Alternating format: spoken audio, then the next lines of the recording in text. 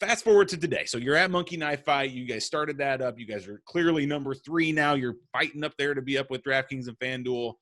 But you guys go about it a little differently at Monkey Knife Fight, I think. Give us a little picture of how it is working, with Monkey Knife Fight and your user base, and just I feel like you guys are a little different than the other companies.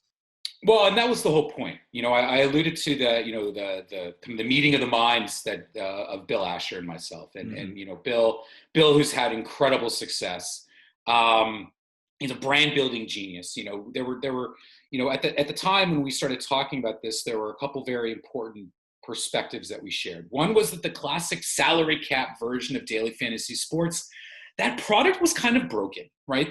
We all know now that a vast majority of the money is won by a small percentage of the people. Yeah, sure. It's a very hardcore experience. If you don't have hours to spend and you don't have the knowledge, the knowledge of every single team and every single player and every single matchup, it's very hard to compete against, let's face it, the professional players, the sharks who are using math algorithms. And so we are both massive sports fans, but there was a real problem with that kind of traditional form of daily fantasy sports.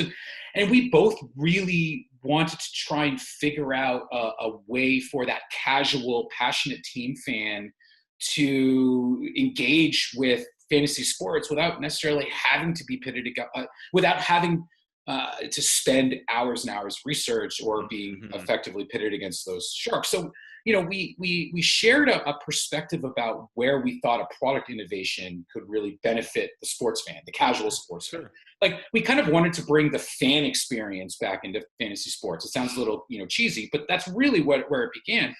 And then the other thing that we both agreed on was that there wasn't really a brand, like a relevant, culturally relevant brand in gaming, right? Sure.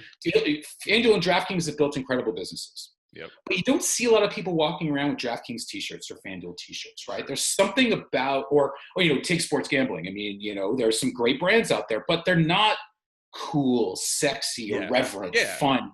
And Bill's built some of the biggest brands that men love in the history of humanity. So that really appealed to me, to be able to work alongside someone who had that kind of expertise. So what we really wanted to do was to create a platform that was a lot easier to pick up, that was more catered to the,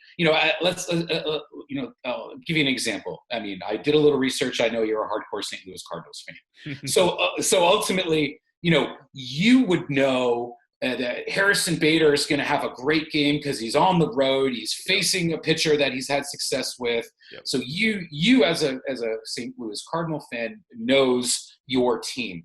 But if you're playing, an interleague game against the Blue Jays, you might not know about Kevin Biggio's success against right-handed batters or right-handed pitchers at home.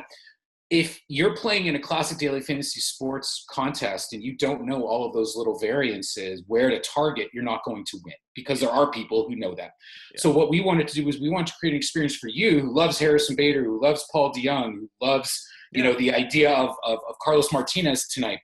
And you're